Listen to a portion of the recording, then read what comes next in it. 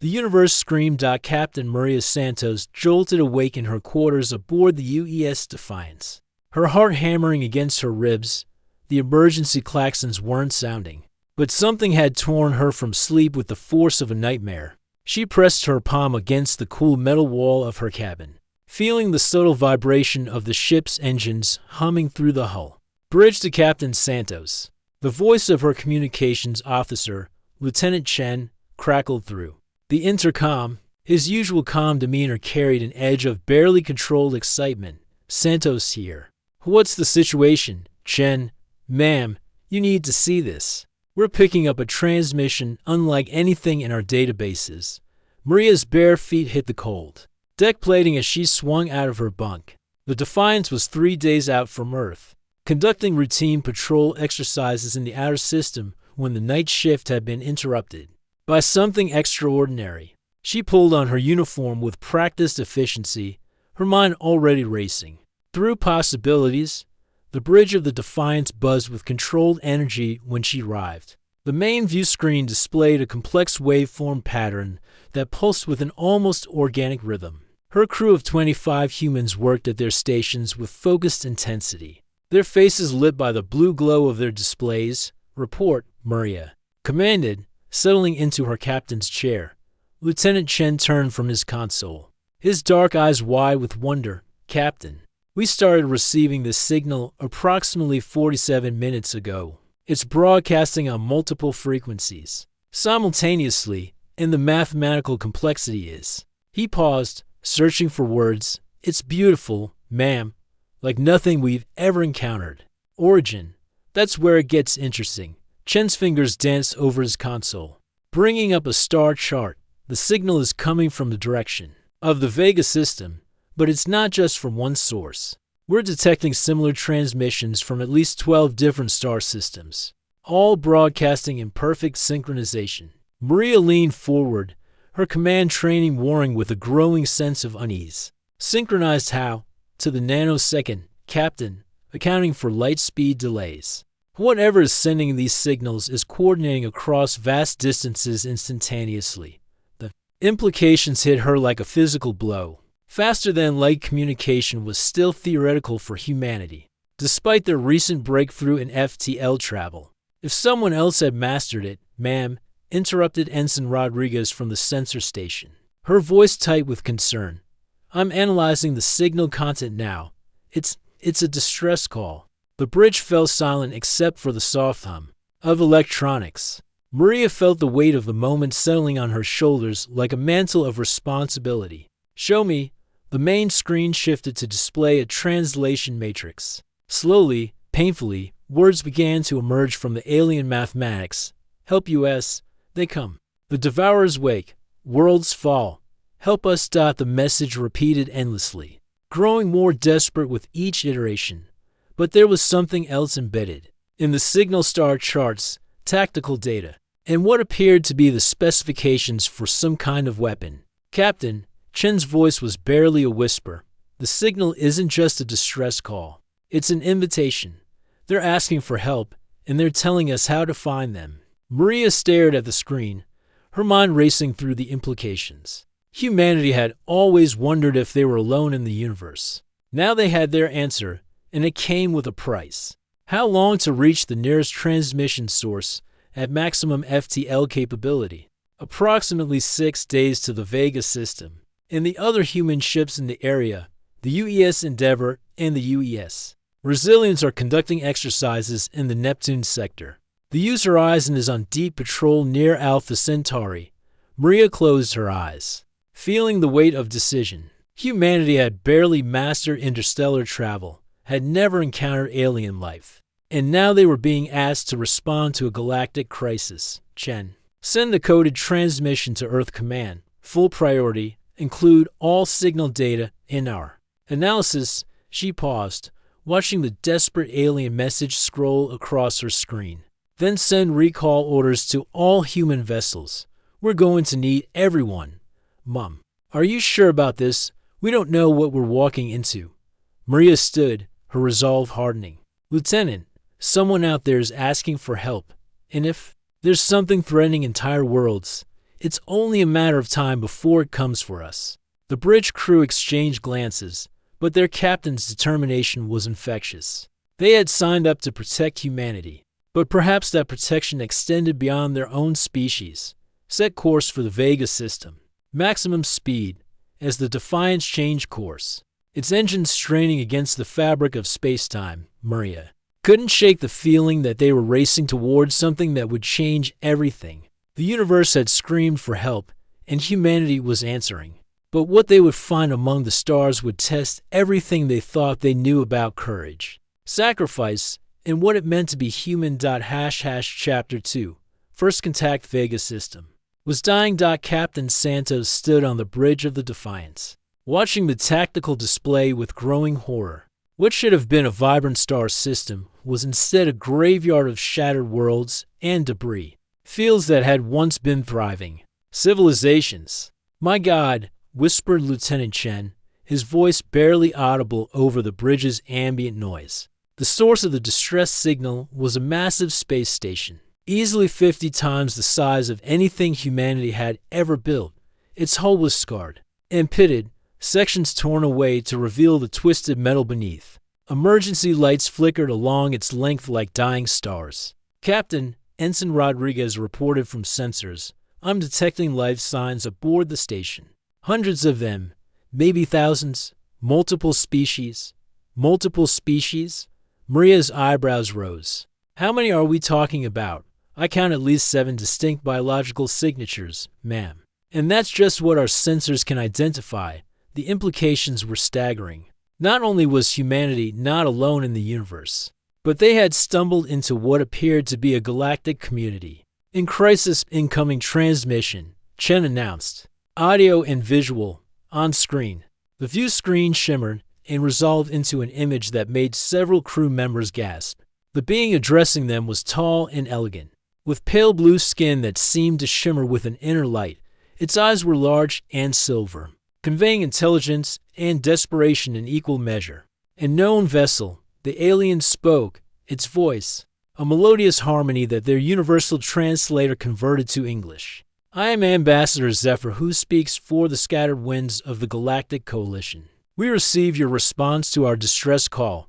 Are you the humans?" Maria stepped forward, trying to project calm confidence despite the surreal nature of the situation. "I am Captain Maria Santos of the United Earthship Defiance. We received your distress signal and came to render assistance." The alien's expression shifted to something that might have been amazement. "You came. After everything we've heard about your species, you actually came. What exactly have you heard about us?" Zephyr's image flickered, whether from damaged equipment or emotion. Maria couldn't tell. "That you are a young species, barely capable of interstellar travel. That you fight among yourselves constantly. That you are primitive." Maria felt a flash of irritation, but kept her voice level. "Perhaps your information is outdated. We're here, aren't we?" "Indeed you are." The alien's silver eyes seemed to study her with new respect.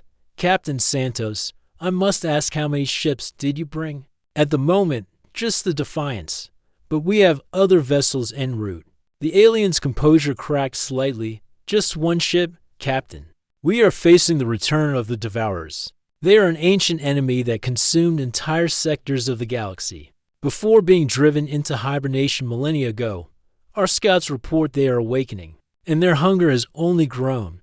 "How many ships do you have?" The Coalition assembled the largest fleet in recorded history. Nearly 10,000 vessels from 47 different species. Zephyr's voice dropped to a whisper. "They destroyed 90% of us in the first battle." The bridge fell silent. Maria felt the weight of the galaxy's expectations settling on her shoulders, along with the terrifying realization of what they were truly facing. "Ambassador, we may not have the numbers you were hoping for, but we didn't come here to retreat. Show us what we're dealing with." The view screen shifted to display tactical data. The enemy vessels were massive, organic-looking things that seemed to writhe and pulse with malevolent life. They consumed everything in their path: ships, stations, even asteroids, growing larger and more powerful with each meal. "They feed on energy," Zephyr explained. "The more they consume, the stronger they become." Our weapons barely scratch their hulls, and every shot we fire only gives them more power to absorb. Maria studied the data, her tactical mind working through the problem. What about kinetic weapons, pure mass, and velocity? We don't understand. No energy weapons. Just chunks of metal moving really fast. The alien's expression was puzzled. Such weapons would be terribly inefficient. The energy required to accelerate sufficient mass to useful velocities would be enormous. Not if you don't care about energy efficiency. Maria smiled grimly. Chen, get me a channel to Earth Command and find out our exact inventory of kinetic kill vehicles. As her communications officer worked, Maria turned back to the alien ambassador. Zephyr, we're going to need detailed specifications on these Devourers. Everything you have: their movement patterns, their feeding behavior, their vulnerabilities. Captain, I don't think you understand the scale of what you're proposing. The Devourers aren't just ships, they're a force of nature.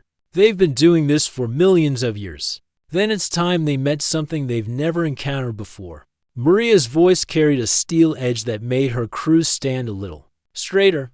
They've never fought humans. The alien's silver eyes widened. You truly mean to fight them with one ship? Not just one ship, Ambassador. We're going to make them regret waking up. As if summoned by her words, the sensors detected new FTL signatures. The UES Endeavor, Use Resilience, and UES Horizon dropped out of hyperspace in perfect formation, their hulls gleaming with fresh battle modifications. Captain Santos. Came the voice of Captain Jackson from the Endeavor. We receive your message. Earth Command sends their compliments and a full tactical package. We're ready to show these Devourers what human engineering can accomplish. Maria smiled, feeling the familiar surge of pride in her species. Form up on the Defiance. We're going to war. On the alien station, Ambassador Zephyr watched the 4 human vessels take formation with a mixture of hope and terror. The humans had come with impossible confidence and weapons that violated every principle of civilized warfare. Perhaps that was exactly what the galaxy needed. Chapter 3. The Devourer awakens. First Devourer emerged from the outer system like a nightmare made manifest. Captain Santos watched the tactical display with grim fascination as the enemy vessel, if it could be called that, materialized from the asteroid belt. It was massive, easily the size of a city. Its hull a writhing mass of organic metal that pulsed with veins of sickly green light. Tentacle-like appendages stretched out from its core, each one the size of a battleship, reaching hungrily toward the nearest debris field. Jesus Christ, muttered Captain Jackson's voice over the comm from the Endeavor. It's bigger than the preliminary report suggested. Size isn't everything, Maria replied, though she felt a chill as she watched the creature ship begin to feed. It enveloped a destroyed Coalition vessel, and the green veins along its hull blazed brighter as it absorbed the wreckage. Rodriguez, confirm our targeting solution. Kinetic kill vehicles locked and loaded, Captain. We have a clear shot at what our analysis suggests is a neural cluster near the core. The 4 human ships had spent the past 18 hours in frantic preparation, working with Coalition engineers to identify potential weak points in the Devourer's anatomy. The alien scientists had been skeptical of humanity's approach, but their desperation had overcome their doubts. Captain Santos, Ambassador Zephyr's voice crackled through the comm. Our remaining ships are taking position behind the moon. We'll provide sensor support and rescue operations, but our weapons are useless against it. Understood. Stay clear of the engagement zone. The Devourer had noticed them now. Its massive form began to turn, tentacles writhing as it oriented toward the human fleet. Maria felt a primal fear as she watched it move. There was something fundamentally wrong about the way it existed, as if it violated the natural order of the universe. All ships. This is Santos. Execute attack pattern Alpha. Target the neural clusters and remember no energy weapons. We don't want to feed the thing. The 4 human vessels accelerated toward the Devourer in a complex weaving pattern, their kinetic launchers charging with solid tungsten projectiles. The alien ship creature responded by extending its tentacles, each one crackling with absorbed energy that it began to discharge in their direction. Evasive maneuvers. Maria commanded as beams of twisted energy lanced past the Defiance. Chen, analyze those energy signatures. I want to know what we're dealing with. The human ships danced between the Devourer's attacks, their smaller size and maneuverability giving them an advantage. But the creature was learning, adapting its firing patterns with each volley. First salvo, fire. The kinetic kill vehicles launched from all four ships simultaneously. Chunks of ultra-dense metal accelerated to significant fractions of light speed. They struck the Devourer's hull in a cascade of impacts that sent shockwaves through its massive form. The creature screamed. It was a sound that transcended normal audio, transmitted through subspace, and felt as much as heard. The Devourer's hull rippled and convulsed, dark fluid seeping from the impact points. But even as they watched, the wounds began to close, the creature's regenerative abilities working to repair the damage. It's healing, reported Captain Martinez from the Resilience, but it's definitely hurt. Look at the energy readings, they're fluctuating. Maria studied the tactical display, her mind racing through possibilities. The neural clusters there, not just control centers, they're processing nodes for absorbed energy. If we can disrupt enough of them, Captain, interrupted Rodriguez. I'm detecting energy buildup in the primary tentacles. It's preparing something big. The Devourer's form began to change, its tentacles weaving together in a complex pattern. The green veins along its hull pulsed faster, and space around it seemed to distort. It's trying to create a feedback loop. Chen announced, his voice tight with alarm. If it succeeds, it'll turn our own kinetic energy against us. Maria felt a moment of doubt. How do you fight an enemy that can adapt to any attack? That feeds on the very energy used to destroy it? Then she remembered something from her academy days, a lesson about asymmetric warfare. All ships prepare for ramming speed. The comm channels erupted in surprised voices. Captain, that's suicide, protested Jackson. Not ramming, Maria clarified, her voice carrying a cold determination. We're going to give it something it can't digest. Rodriguez, prepare the self-destruct sequence on our kinetic launchers. Set them to detonate inside the creature's hull. Understanding dawned on her crew. The kinetic weapons weren't just projectiles, they were delivery systems. And what they were about to deliver was pure chaos. Captain, Zephyr's voice cut through the tactical chatter. Our sensors are detecting something else. Long-range scans show multiple FTL signatures approaching from the outer system. More Devourers are coming. Maria felt ice in her veins. How many? At least a dozen, possibly more. They're moving in formation. Captain, this one was just the scout. The situation had just become impossible. For human ships against a dozen creatures that had destroyed the largest fleet in galactic history. But Maria Santos hadn't earned her captaincy by accepting impossible odds. Chen, open a channel to Earth Command. Emergency priority. Channel open. Captain, this is Captain Santos of the Defiance. We are engaging a hostile force that threatens not just humanity, but all life in the galaxy.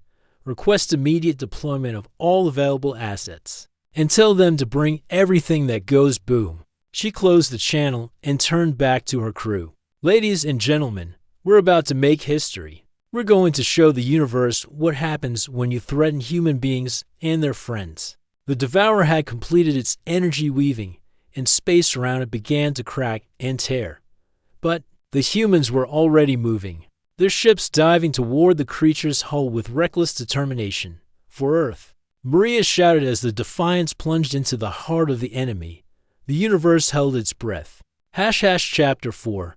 The human response at the explosion that followed would be remembered in galactic history. As the moment everything changed. The Defiance's modified kinetic launchers detonated inside the Devourer's hull, releasing not just explosive force, but something far more destructive, pure nuclear fire, contained within gravitational bottles. The creature's ability to absorb energy turned against it as the uncontrolled fusion reactions tore through its biological systems faster than it could adapt. The Devourer's death scream shattered the hulls of several nearby asteroids. My God, whispered Ambassador Zephyr from the Coalition station. You actually killed it. Captain Santos pulled herself up from where the shockwave had thrown her.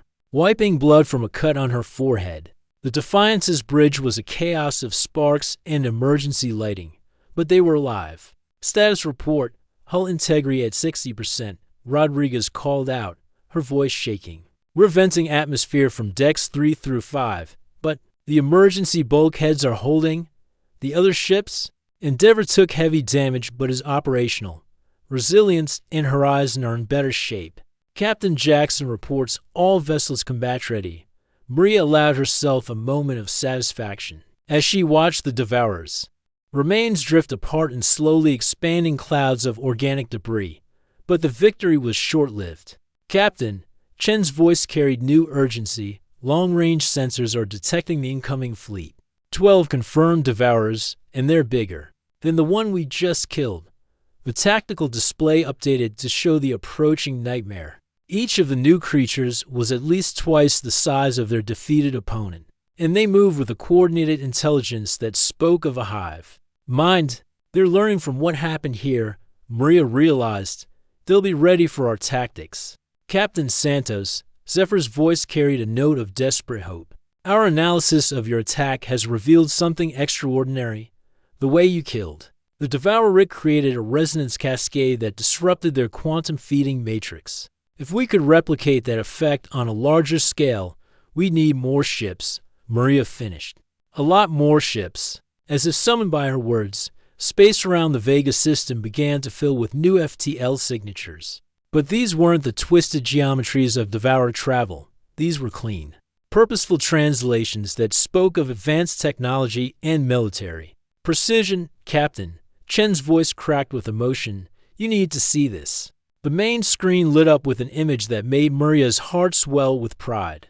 Earth's entire deep space fleet was dropping out of hyperspace in perfect formation 37. Ships that represented humanity's complete interstellar capability.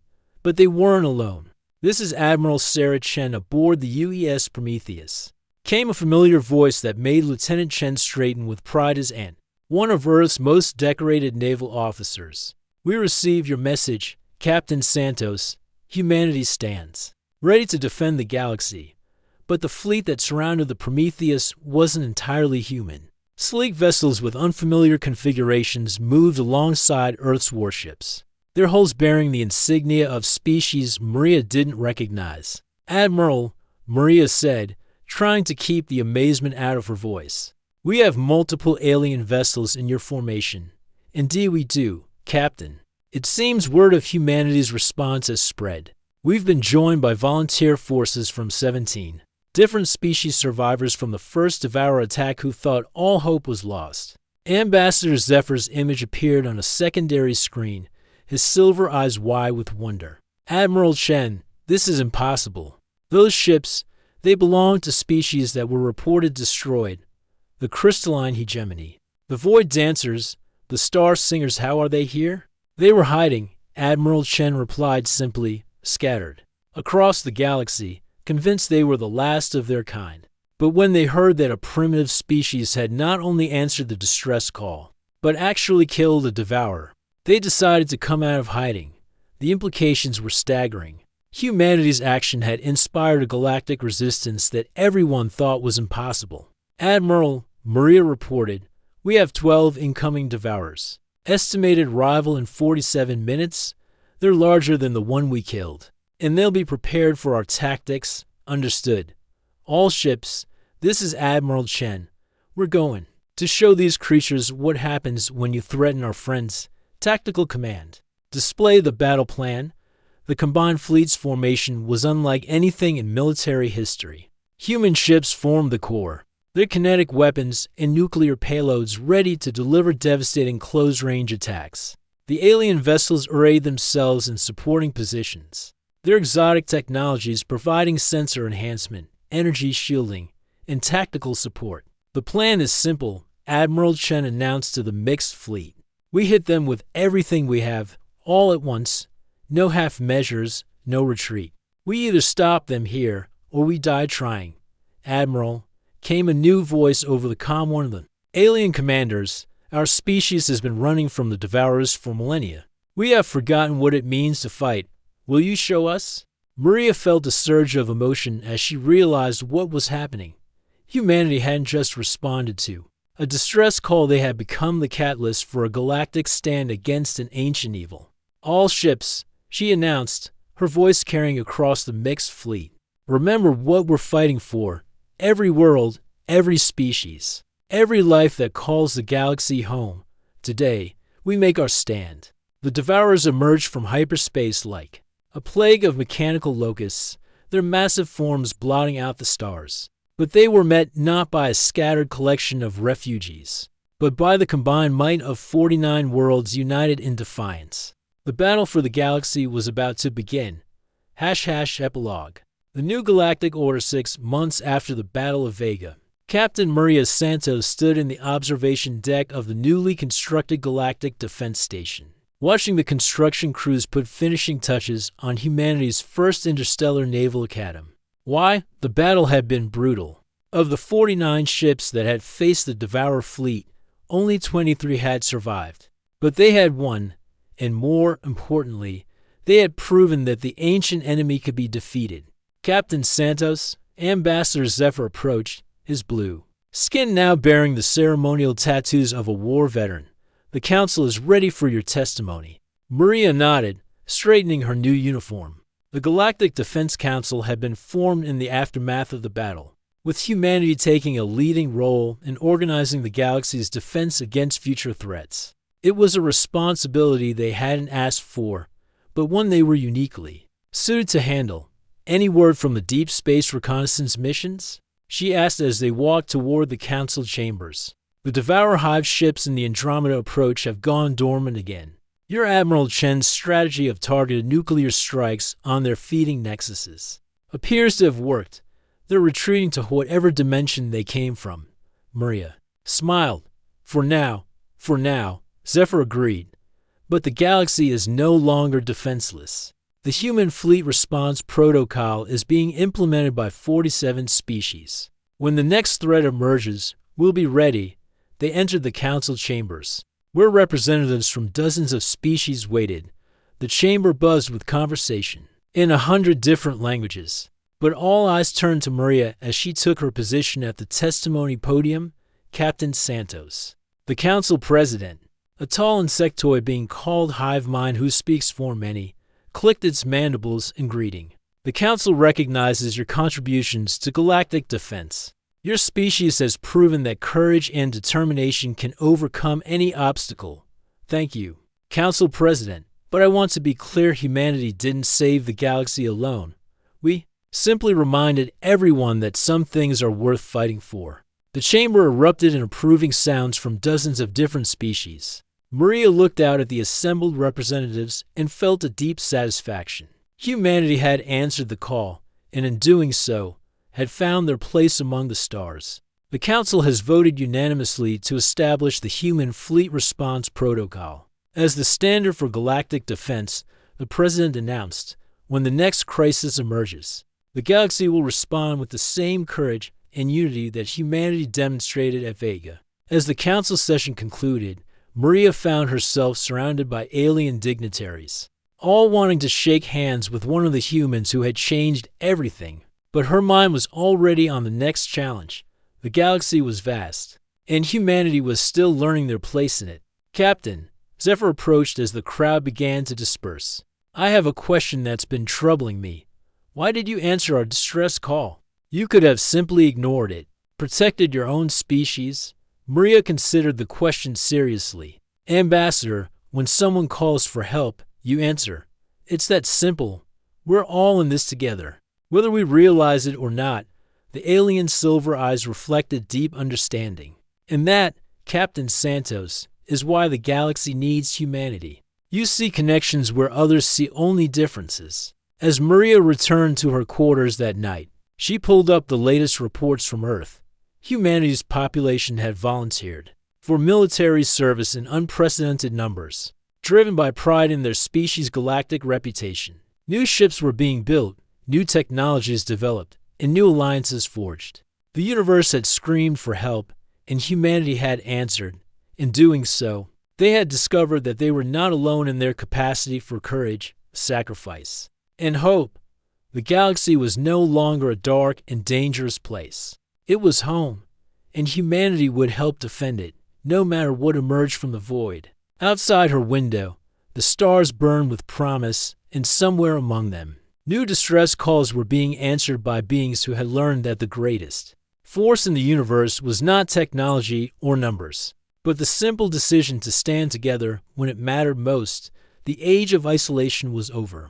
The age of unity had begun, and it started with 4 human ships and a captain who believed that when someone asks for help, you answer. Astor's total word count, approximately 8,500 words, estimated 35-minute read, listen time asterisk.